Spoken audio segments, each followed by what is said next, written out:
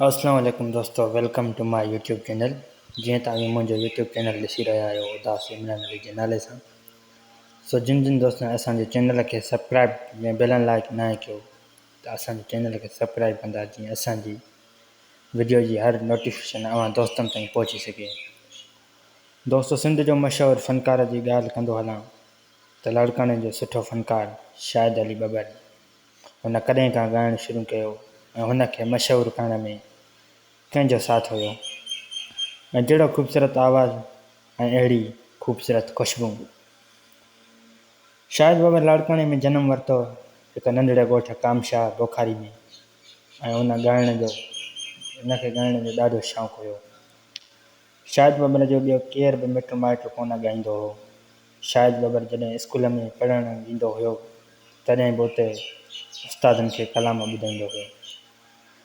जॾहिं बि हुन जे ॻोठ में शादी थींदी हुई त उते फ़नकार जॾहिं ॻाइणु ईंदा हुआ त पोइ ॻोठ जा माण्हू हुननि फ़नकारनि खे अर्ज़ु कंदा हुआ त असांजे ॻोठ जो हिकु नंढड़ो छोकिरो आहे जेको कलाम चवंदो आहे, ऐं उन खां बाद हू प्रोग्राम में ॻाईंदो हो।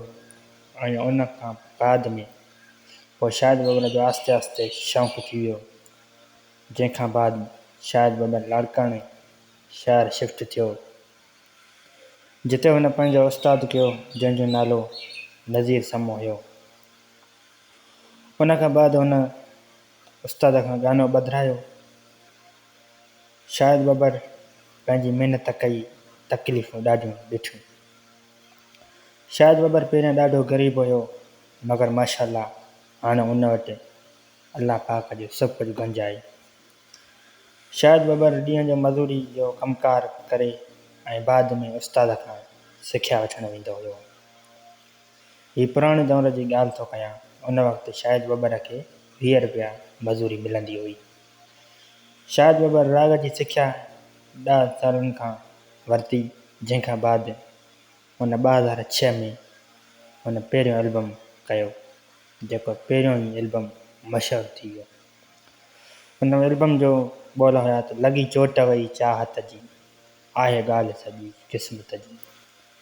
उन टाइम आइडियो कैसेट हूंदी हुई, जंहिंखां बाद हुन आइडियो कयो ऐं कंहिं बि माण्हू खे ख़बर कान हुई त हीउ कहिड़ो फ़नकार आहे।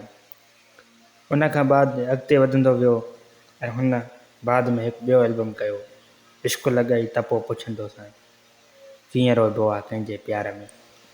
जॾहिं हुन एल्बम कयो ऐं इन एल्बम मार्केट में अची वियो ऐं वीडियो कयो त घणनि माण्हुनि खे ख़बर पइजी वई नाले जी त हीउ शाहिद बबर आहे। शाहिद बबर खे मशहूरु करण में उनजो दोस्त आरिफ़ जोखियो